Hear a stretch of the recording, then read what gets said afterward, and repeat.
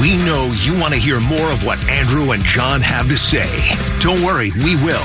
But first, let's hear what they got into earlier today on Kincaid and South Tunis. If you could pick one thing to see in Philadelphia sports this summer, what would it be? I want to see the Phillies catch the Braves in the NL East by the time this summer is over, so that when we get to September, we're looking at a division race. It could be something with one of the teams in the offseason that is rebuilding, like the Sixers are continuing a lengthy rebuild, in the Flyers, a transaction. It could be something that you want to see, A.J. Brown related, or with the development of Sean Mannion's offense for the Eagles. I don't care if the Phillies catch the Braves, because I've seen the Phillies be a wild card team, sneak into the playoffs, go to the World Series Game 6, go to the NLCS Game 7. I know that when October comes, got Sanchez and Wheeler and Duran pitching well, I got a shot. The only franchise in town, to me, that has no path is the Sixers. The only way that path can begin to be cleared is if one of the major obstacles is cleared. I think Paul George is more tradable. If Joel Embiid's contract was able to be traded, that would be my move. Let's talk a little bit about the Titans as well. You were very confident, Johnny, heading into this West Coast swing. They always sort of show up. Yeah. They tend to play their best ball. Unless it's Arizona. I really thought they were going to answer the bell. Well, so far you've been right. They won their first 3 out in the California So now they swing. only got to go 3-3 the rest of the way in the next 6 games, because the 3 they play with San Diego. It was the San Diego sandwich with the Dodgers in the middle. And I thought they would go 6-3 in that stretch. I did not think they'd sweep San Diego. No, I didn't either. And I only needed to see them win 5 of the 9 games. Just go above 500 on this stretch. And you'd be happy with it. Now back to the show. So that's what we've been getting into today. Andrew South Tunis with the next couple of days off. He'll be back in on Tuesday. So I'm Connor Thomas filling in. John Kincaid to my left and Amy Fadool in studio with us. Amy's first pick was a right-handed power bat for what she wanted to see. The Phillies acquire one over the course of, and we're using summer as more of a liberal term, basically looking at what's coming in the next 3 to 4 months for the Philadelphia sports scene. You can chime in on that on the phone line and the text line, 610-632-0975. Now, we went away for a little bit there because we were having some fun conversation. But what do we have on the text line for what fans want to see this summer, Sean? Yeah, we have a couple people checking in, some more personal as well. One person checking in saying that I'm excited to see the All-Star game. I'm going with my daughter and my wife, and it's going to be a great time. That's a great pick and a great transition into what we're getting into. Awesome experience. An all-star game is fantastic. I've been to 2. Absolutely amazing. I'm going to make you pick, though, here. So there are 3, as I see it, and all due respect to like the Futures game and some other like maybe concerts or something. There are 3 major events that are going to be happening in Philadelphia this summer. You've got the All-Star game, the Home Run Derby, and then let's just put the World Cup as one. I know there are multiple matches, but let's just say World Cup match. You should pick the July 4th one, though. Okay, the July 4th World Cup match. Because that's going to be like the round of 16. That's going to be a really high-level match. That's epic. And it's on July 4th. So if you had to pick one, not just like June 25th. That's epic. I would pick that one. Let's go with that then. So you can only attend one of these events. You can't go to the other 2. Which one are you guys picking and why? All-Star. All-Star game. That's the one I chose to buy. Yeah, it's a one. So you're not in on that over the World Cup round of 16. Like, that's a world event. The World Cup's great, and I've been to World Cup matches before. That and could be like France amazing. versus Brazil or something. Oh, my gosh. It's going to be like insane. Mbappe doesn't get it going for you? The Miss Brazil pageant is one of my favorite. Is a must-view thing every year. I get no. Double check. Amy, I think she might be. She might be. Just the crowd in general, maybe worth it. So you're going All-Star game. That would be my third choice. That's my third. Wow. That's my third, too. Wow. The Home Run Derby's my number 1. Oh, that's your one. That's my one. Ooh. Well, you also, are you thinking as a parent of young kids? Yes. Also, I'm a kid. I know you I are. love Fanatic. You are a kid at heart. Fanatic more than my children. But yeah, as far as like the actual visuals of it, like that to me, just seeing the ball fly out of Citizens Bank Park with no recourse as far as it affecting my team would be fun. You're seeing some of the best home run hitters. And I think visually that's one of those ones that would be a lot of fun to be at and experience. The All-Star game, I think I would enjoy as much as watching it on television as I would after the Phillies guys are kind of done. The World Cup, the reason I was about, mentioned the July 4th one because, we're looking at tickets to go at different things. And I was like, I'm looking around and some of the ones are more cost effective, the lower end ones. And I was like, oh, what is the July 4th? I mean, it's ridiculous. There's no teams even in it. It's like $700 a piece for the July 4th one? No, you're spending four figures. Oh, man. Like minimum? Wow. Minimum. Okay. Wait until the teams are announced, too. Because then you'll have, it's such a high level of soccer, aka football for our friends over in Europe, that it's going to be, and in South America, it'll be tremendous. So I thought about it, I was like, gosh, that would be an incredible game to go just to really experience. I've been to a World Cup game before when I was in DC years and years and years ago, and I saw like Venezuela versus I don't even know who, and they had like the vuvuzelas and all. It was just everybody was out. It was such a huge like communal atmosphere. I thought, gosh, it was a really neat thing to be a part of. And then it's on July 4th in the birthplace of America, and I was like, wow, I'm not paying $5,000 for sitting in nosebleeds. But for me, to kind of go back to one of your original points, thinking about like what would Shawnee like to see? The home run derby is absolutely something. But I think visually that to me is also like something that I would prefer. So I'd go derby, July 4th, round of 16, World Cup game, and then the All-Star game. Been to 2 home run derbies, been to 2 All-Star games. And the one thing I would just say about home run derby for those who have not been in attendance, it's hard to follow when you're there. Harder than you think to follow when you're there. It depends on where you see. They're blaring a lot of music. It seems like you can't keep track of what's going on. They're blaring music. They're talking on the speaker. I think it's at times. I know the Phillies do things first class. It has been a very difficult, I thought. Like, it's fun. It's fun to see the balls flying out. Yeah. When it gets down to the final couple people, it's very easy to follow. It seems like there's a lot going on otherwise. Yeah. The All-Star game itself, seeing Christopher Sanchez start an All-Star game. Mm-hmm. That would be, and Zach that's a big Wheeler, part of it. Seeing Zach Wheeler, who we know will not pitch in an All-Star game maybe again in his career because of a lockout next year. That to me is memories that. So yours would go All-Star game. All-Star game, World Cup, home run derby. Interesting. And I would go. I'm easily distracted. You guys could maybe focus better. I can't. I couldn't focus. I was like, I went to the one that was in the new Yankee Stadium at the time. I didn't feel that, but I was in the outfield. Was that the Josh Hamilton year? Yeah, that was a special one. Like, and the other thing, Bryce Harper competing already. We know in the home run derby, maybe Schwarber will find his way in there as well. But your point is like it does. Like there's some of them you're like, where did that ball go? It seems for like me, there's for a the lot outfield, going I felt like I was able to track it. You were able to see where it's going out. Like people were like, did that go out? Yeah, maybe if I was behind it, I think you probably couldn't tell. But in the outfield, I felt like I could see pretty well where it went. There's so many people running around the outfield. There's so many people out in the field. I'm not watching those people. I don't care. Watch the guy at the dish. They're moving towards the wall, but I'm not looking at them. If it hits them, that's not a home run. So I'm not as interested in it. By the way, have you heard anything about? But I hear you. Have you heard any rumors? Because you would be very well connected on this. Have you heard any rumors about the Phillies maybe not preferring the 2 guys be in the home run derby? I've not heard any rumors to that. I think that there is an overarching theme when you look at the history of some of the top performing guys that they don't do the home run derby. They don't want to like wear their arm out type of vibe. A lot of times for that, those players are not position players. I think that has sometimes you see the guy. Bryce wants to do it. Right. Yeah. But Bryce has done it before. Someone told me, someone who I sort of trust said the Phillies may not be keen on Bryce and Schwarber doing. Right. Maybe they just need one.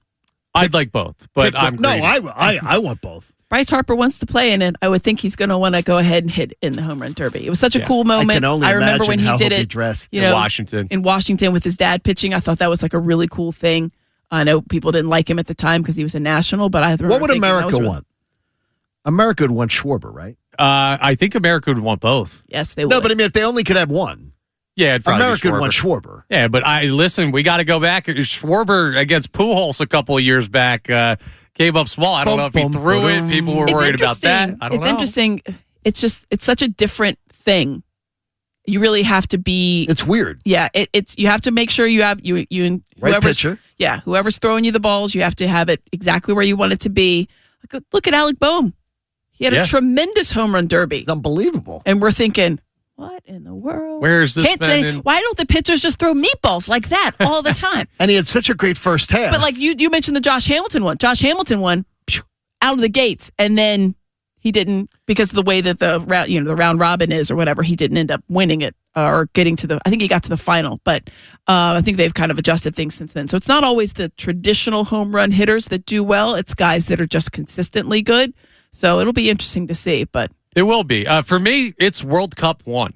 And So I'm a huge baseball guy, but my thing is it's kind of a once-in-a-lifetime type of vibe. Exactly. I can see myself at some point in the future going to a home run derby or an all-star game. Like, I imagine it will be back at some point in the next, 20 years or so. Or you could have an opportunity to go because it's one or city you're living in or you're visiting. Yeah. You know people at. The World Cup is something that, like, people around the globe, it's a once-in-a-lifetime thing. It was and here for 94, so 94 to now, so you had to wait 32 years. For it to come back. Well, you already know the sites for the next 3, so it's not coming back here for another. For that to be 20. like that level of a sporting event, like it dwarfs the Super Bowl, and for that to be 10 minutes from my apartment and maybe not go to that, I feel like that would be a miss. So I would go World Cup. And you don't 1, care who's in it. Home run derby, no. Like the match would not matter to you who's participating. The round of 16. No, that one they're going to be really matter good at all. But even for the qualifying games, like the group stage, I'm all in you on can it. get in that Ivory Coast game. I believe Sean Rodman's Rodman's going. Those are the tickets we were looking at. I already picked which one. I'm going to the World Cup. Yeah, that's the most affordable right now. And he's Coast, going. Curacao. He's going to that That's the one we might be going. Get ready to spend some money. Rodman leads you lead quite the life, Rodman. That one you can get in for like 200. I don't know about that. Yeah. He does, man. You lead quite the life. I love it. I've gotten pretty lucky, so I would say. Yours would go World Cup. Then home run derby, then all-star game. I just think for me, the all-star game, though exciting, once the Phillies guys, because I hear you, like seeing Sanchez out there and then potentially handing the ball off to Zach Wheeler, I think is such a cool moment. But I just think, I could watch it on TV. And I'm one of those people. Once they leave, I'm like, all right. I believe they never should have taken away the home field in the. I liked it. There was World like something Series. on the line. Yeah, I like that too. I think it was great because I remember I was on my honeymoon, and I'm in the pool. And the guy came around at Sandals with the USA Today. And my wife, I said, get a newspaper, honey. Who won the All-Star game last night? And my wife is, by the way, 2 seats away from the head coach of the Dallas Cowboys, Coach Schottenheimer, who got married too. They're right there at the same resort. And she looks at the USA Today and she goes, it ended in a tie. I said, honey, she knows nothing about sports. I said, baseball games don't end in a tie. What was the score? No and she goes, it ended in a tie. She's like, I'm reading it. And the Schottenheimer crew was over, their crew for their wedding was there. And he goes, it ended in a tie.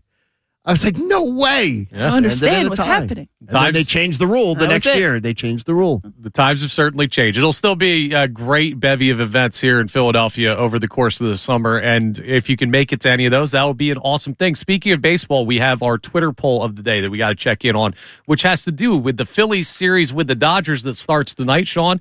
It's brought to us by Dr. Avidat Appel. And what is our question and numbers? Our questions today are, after the Dodgers series, do you believe you will feel better or worse about the Phillies' chances this season? In first place, still at 49%, the same. In second place, feel worse at 26%, and people feeling better at 25%. Okay, so a pretty even split there. I think that's a very rational Twitter poll reaction. I'm glad that's where the numbers are.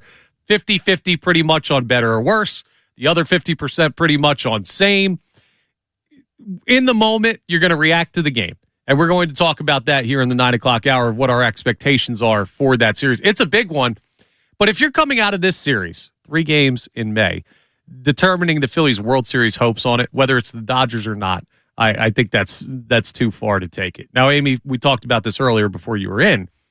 The San Diego series got a lot of people back in. Yeah. The Sanchez stuff, the sweep. I mean, the offense wasn't great, but we'll take the 3 wins any way we can get them. Got those starting pitchers. You're like, all right, we'll be fine. Absolutely. You don't have that starting pitching. And you saw something good from Aaron Nola.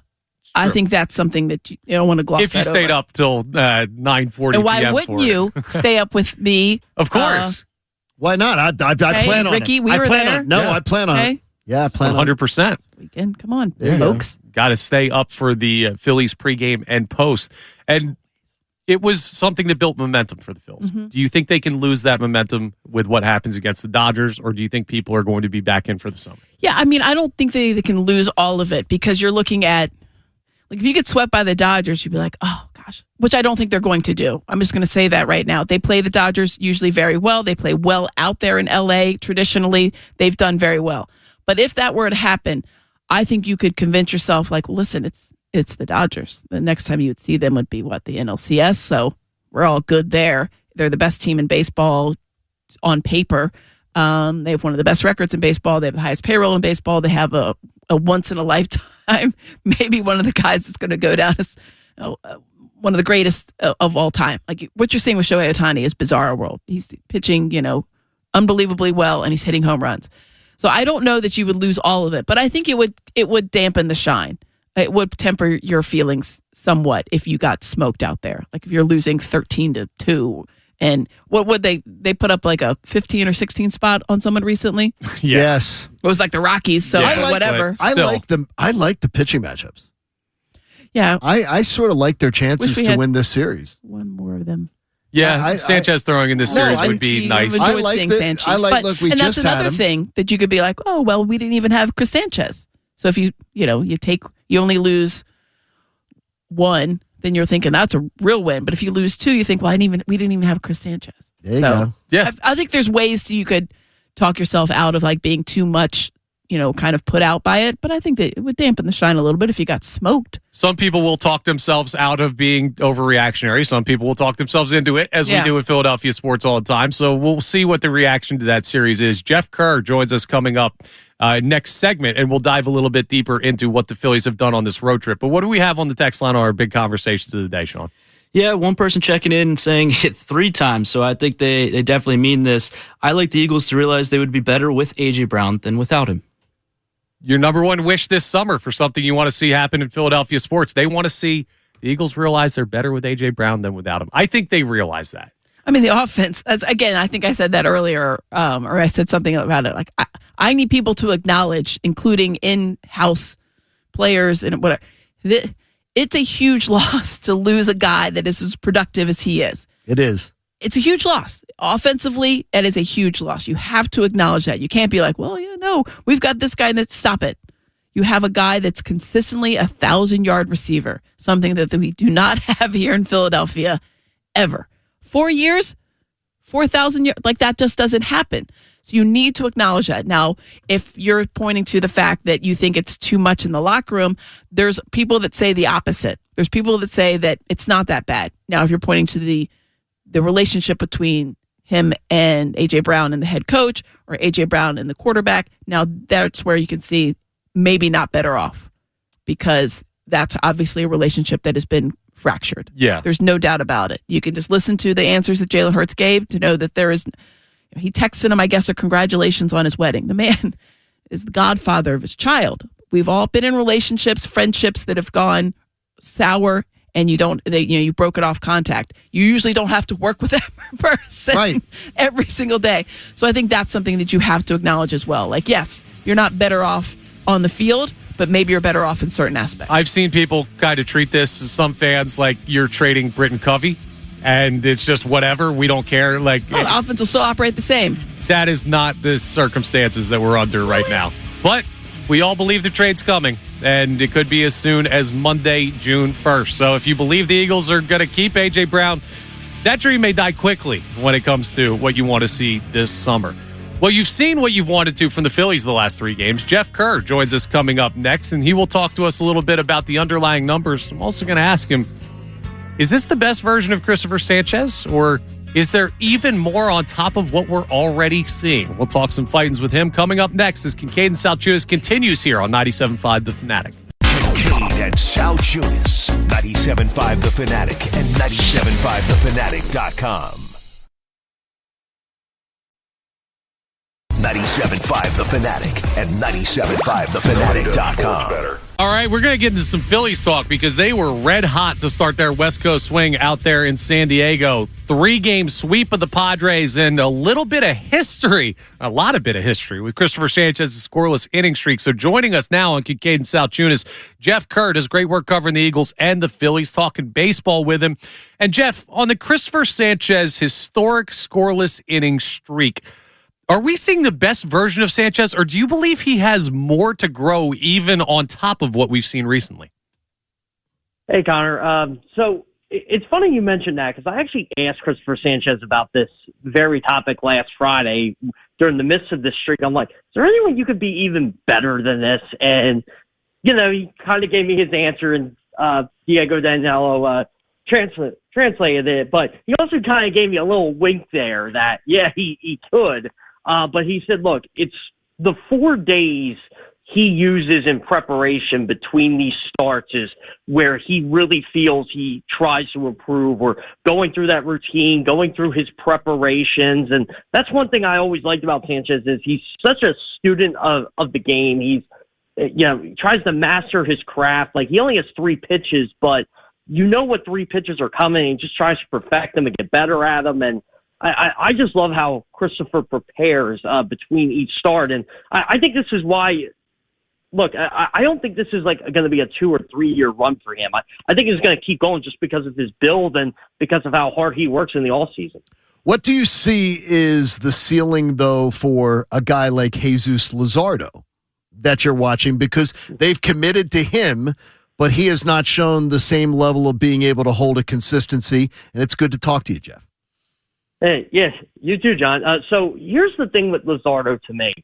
You're just waiting for that blow-up inning. And I think Luzardo he's like Sanchez. He's a passionate guy, but I think Sanchez knows how to control his emotions. Like, nothing seems to faze Christopher Sanchez. And I think why the Phillies paid Jesus Luzardo because of they saw that potential fulfilled in Game 2 of the NLDS last year when he completely just shut down the Dodgers for 5+ innings. I got into some trouble there later on in the game.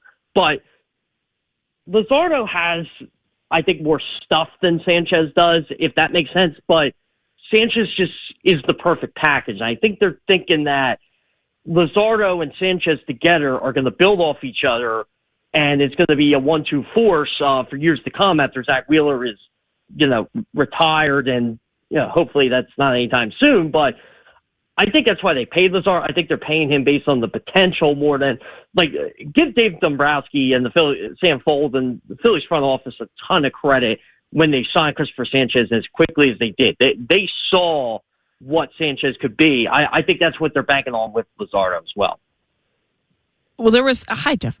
There was some really good things, obviously, to take away from that Padres series. The sweep, the starting pitching, I think some of the back end of that bullpen, everybody looked good. But to me, one of the things that I mentioned this to Connor earlier, I thought seeing Aaron Nola look good was a huge thing. You have to have the starting pitching outside of him is nothing short of phenomenal right now. They're all the last 5 starts for all the guys. They had less earned runs total than what you saw in one start the previous time from Aaron Nola. So you had to have him look pretty good. And for the consistency of the 6 innings, I thought his location looked better. He had the 1 home run, but you kind of we all know that. You just don't want to have it damage you too much. What did you see from him? And can that be something he's going to be able to replicate going forward? Because that's the key, right? You have to have him be that guy, not just a one-off every 5th start. You need him to be that guy every start. Yeah, I agree with you, Amy. And look, it's simple, right? Aaron Nola has to figure it out. That there's no option in the minor leagues right now. It's Aaron Nola and his contract. And we know he can pitch. He's done this for a decade now. He was a very good pitcher for this team, top 5 in Cy Young for multiple years. It's not like this guy doesn't know how to pitch. Is his arm tired from a lot of innings? Yeah, probably. But he kind of has to reinvent himself as a pitcher, just like Zach Wheeler did when he was coming back from TOS. And I noticed he was throwing his knuckle curve a lot more. I noticed he was throwing a lot of his all-speed stuff a lot more because he can locate that. The fastball's not there. Okay. He has an arsenal of pitches, and if he has to throw the knuckle curve more, if he has to throw a changeup more and a slider more, or a sweeper as they call it these days, to actually get outs, then that's what he has to do. I mean, look, I thought Noah was great on when did he pitch? Tuesday night. I'm losing track of my days already. Look, if they can get that performance out of Noah, and I know he likes pitching in Petco Park, but if they can get that out of Noah the rest of the season, or at least a consistent form of that, they're going to be very dangerous to beat. I mean, they're basically first in every major pitching category for starters since May 10th. And to me, that's why they're winning games. We're talking to Jeff Kerr here on Kincaid and South Tunis. Does a great job covering the Phillies. And let's go from the pitching to the offense. How far away is this offense from being World Series contender caliber, and what do you think could close that gap? Well, they definitely need a right-handed bat somewhere. I don't know if it's going to be a power bat. Well, they do need a power bat, but I don't know if it's going to be like a big-time bat, like say a Taylor Ward or someone like that, or Mike Trout. I don't see that happening. But look, Dave Dombrowski and the Phillies brass were in Reading last night to watch Gage Wood, to watch Alex McFarland, to watch Dante Nori. A lot of these prospects they have here, Arun Escobar. They are monitoring the situation. All the trade chips are in Reading if they decide to use them. And maybe Gage Wood is going to be used for a potential right-handed bat. Maybe he's going to be a part of this team at some point later this summer. But look, they definitely need a right-handed bat. They need a bat off the bench. It could be Gabriel Rincones, who right now just completed his rehab assignment. He's in AAA. Maybe he's a platoon option with Adolis Garcia, but they got to give these young bats like time to develop.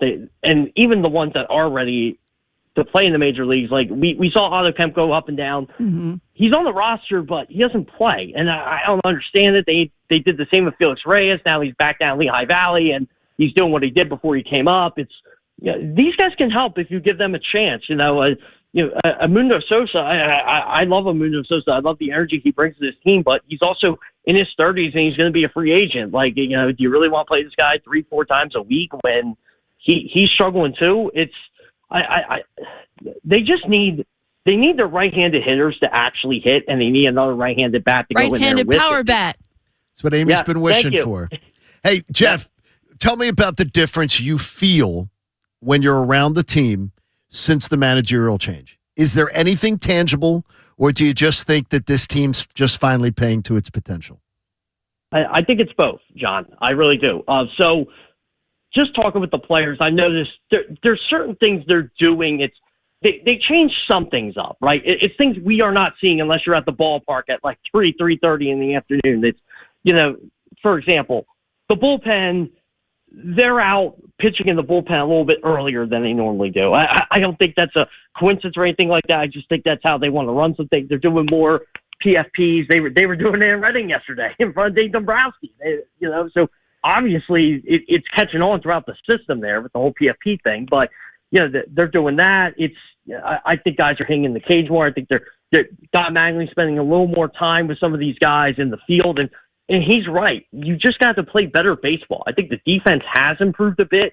I think Mattingly, though, is not worried about tomorrow like Rob Thompson did. Like, Rob Thompson played the long game. I think Don Mattingly's like, I don't care if I have to use Johan Duran 4 or 5 days in May. I got to win games. And, this is what happens when you start 9-19. You got to get back to 500. You got to get over it. So, there's going to be a little more sense of urgency. And I think this clubhouse has felt that. I think they know that they were better than the 9-19 team that they showed. But, over this past month, I have noticed some changes. But, I mean, some things have stayed the same. Like, the players still have to go out there and perform. But this team is obviously a better team than the team we saw in April. Yeah, I mean, the 9-19 is always going to be glaring. And I talked to Brandon Marsh last week and sat him down, and he was like, when I said that number, he just kind of looked at me. I'm like, yeah, that's what it was. Like, they knew how bad it was, but I think you trying to make them feel bad, Amy? But I was just like, in starting the 9-19, when you're in it, you don't realize exactly. He's like 9-19. I was like, yeah, oh yeah, sorry. But hey, look what you're doing now. Type of let's shift this back. But I feel like that they knew it wasn't going well.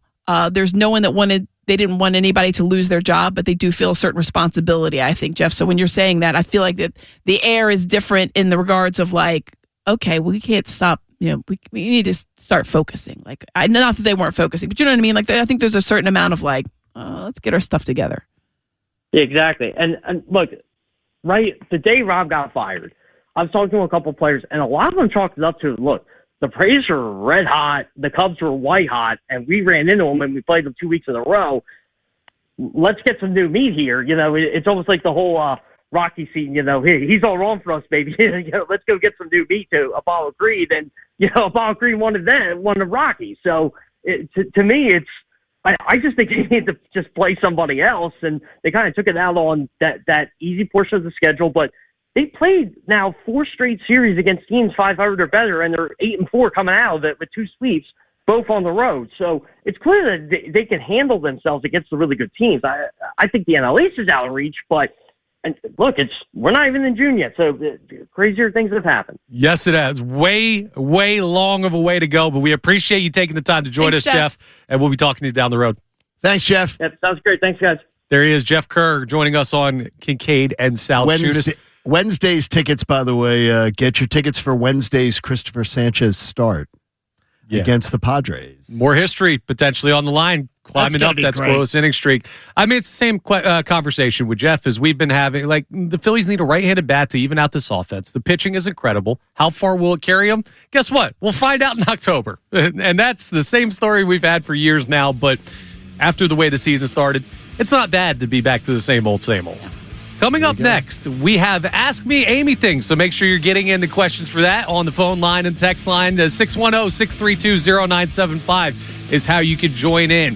Whatever is on your mind, I have a question for Amy Fadool that I think people will be interested in as well as we do that, and we will take one more preview of Phil's Dodgers this weekend. It's Kincaid and South Tunis right here on 97.5 The Fanatic. Kincaid and South Tunis, 97.5 The Fanatic and 97.5thefanatic.com. 97.5 The Fanatic and 97.5thefanatic.com.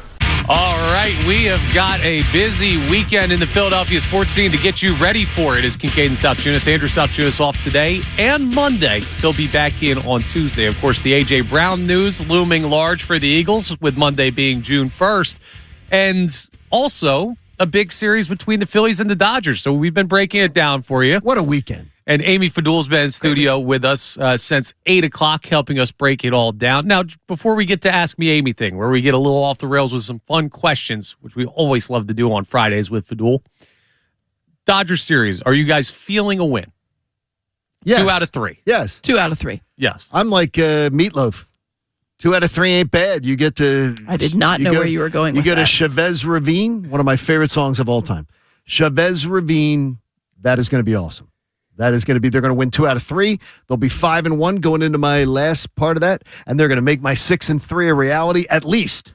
If not like 7-2 then. Yeah, because Sanchez throws against the Padres, so you're going to win one of those games at least. Yeah, I mean, that would be good about it.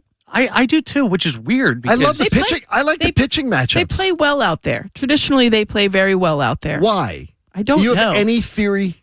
I mean, it's like not Petco. just this. It's just literally any Phillies team. They just have done well. It's weird though. Like it's weird because it doesn't really truly make sense.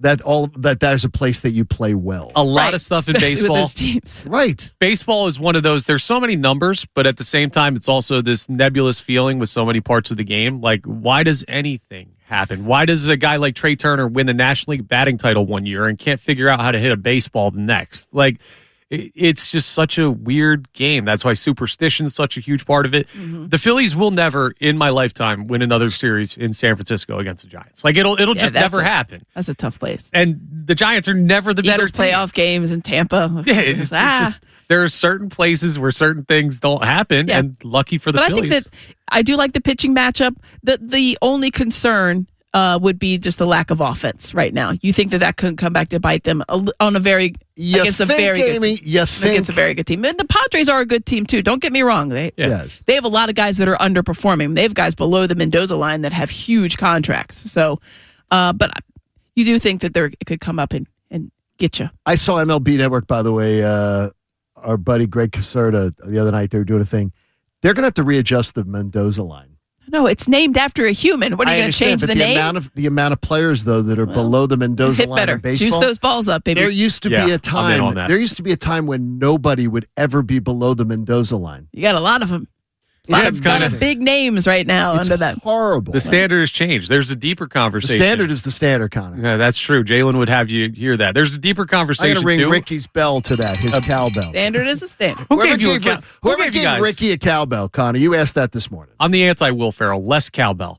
It's time now for Ask Me Amything. Now it's time for What else you need to know? Ask Me Anything. Would you like to know more? No. Ask me anything. So I have a question to lead us off here. I'm going to take ownership of it. Oh, you do? I'll hold mine, though. Okay. We've been talking a lot of golf in between the breaks because Johnny's playing today. I'm playing tomorrow. You love golf. We all try and get out as much as we can. And people have their favorite courses. What is your favorite Philadelphia area golf hole? A singular hole on a course that is just like, I love this one. Oh. I love the hole. We were actually just talking about this. I do like this hole, even though I think it's a little bit crazy. Because I don't always play it well, but I've played it pretty well. 17 on Riverwinds. Okay. That's the ones with the island green. Yeah. Yes. Yeah.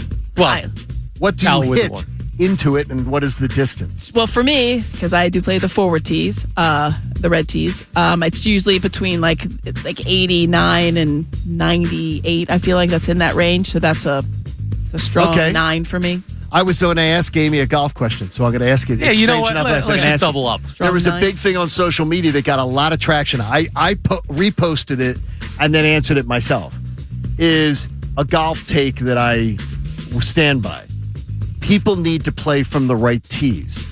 And you almost apologized there saying, I play from the... No, you play for the prop. People should play from the proper tees. I will always play as forward as I can get. Yeah, I would if I could. But I wanted to make sure when I said it was 89, people were like, where are you playing from? I play from the forward tees. I say nobody above a 12 handicap should ever play from the back tees, the tips. I play from the tip sometimes, and I play off of like an 18. I don't know. I hit the ball far enough. My problem is putting.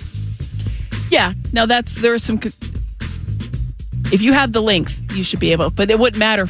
If in your case, then it wouldn't matter if you're playing from the whites. No, I wouldn't. Listen, I'm you just want to hit the bomb. You think, look at me, I'm playing from the tip. Tees are supposed to be indicated though by a handicap. There was like an ad campaign a number of years ago with like Arnold Palmer and I can't remember Gary Player or somebody was just like, play the tees that fit you. What's your handicap? If you're the group in front of me, right? Yeah, play the tees that fit you. What's your handicap that fits you? Yes. What do we have on the text line for Amy today, Sean? All right. First up, we have someone checking in saying, if you could keep only one of Grimes or Oubre, who would it be? Oubre. Not even close. That wasn't even a hesitation. Wow. Yeah. I love Grimes' defense, but Oubre had the best 3-point shooting of his career, was something he really worked on in the offseason. I thought that he was a definite viable 3-point threat.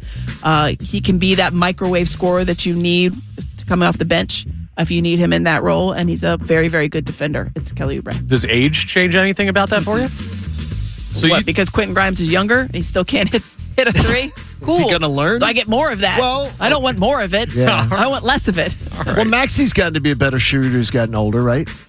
Quentin Grimes is not. Opportunity. Maxi's always a good shooter. Yeah, after you don't know basketball, decided he was actually a viable NBA play basketball. player. There you go.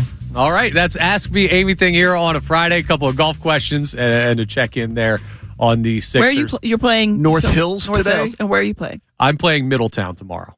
You guys are going to be jealous. Next week, I get to play Philadelphia Country Club. Ooh, you just uppity. So I should ask, I'm playing with a friend. I am not a member there. That's nice. Awesome. But you asked me like my favorite hole, and everybody's like, it's not going to be such an Marion. I'm like, I'm talking about holes that I've played. Yeah, golf holes that I have been a part of. You have not played Marion yet?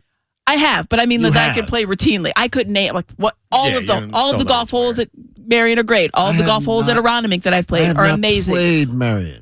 You know what? I should have been that. I love 18 at the course that I do play every single year. I love 18 at the Wissahickon course at the Cricket Club. I play it for my golf event every year. 18 is my favorite hole. That is fantastic. That I get to play routinely. But yeah, everybody's like, "Oh, you've never played Aronimink?"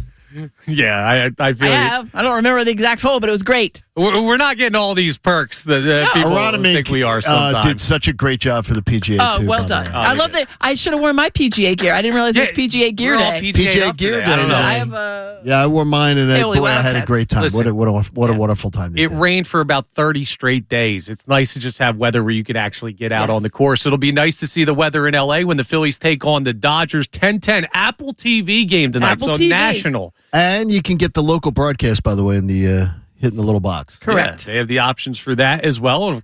You're going to have some great Scott baseball. Fransky does a very good job. He sure does. And Monday... Monday is AJ Day. AJ Day. It's AJ Day. We may wake up Day. Amy, too, just because she's going to be awake. I'll be On her awake. drive to work, we may call Gotta her. have to be. Like, everyone in this city better be up early and ready to go on Monday. Adam Schefter, 6:40 a.m., so the latest from the number one insider in the NFL, he joins us at 6:40 a.m. just for the latest. You're going to hear it only here first. So enjoy the weekend. Maybe something not too. stressful because next week is going to be a little bit It's going stressful. to be fun. Amy, It's going to be fun. It's going to be fun. we always appreciate you joining Thank us. you, guys. We'll Have a talk good to you again weekend. next week. Johnny, thank you buddy. as well. Take care, and man. Sean, great job on the See you, board. Sean. Coming up next, Middays with Marks. It will be John and I. Andrew out again on Monday. Thanks, and Austin. We'll talk to you then here Thanks, boys. on The Fanatic.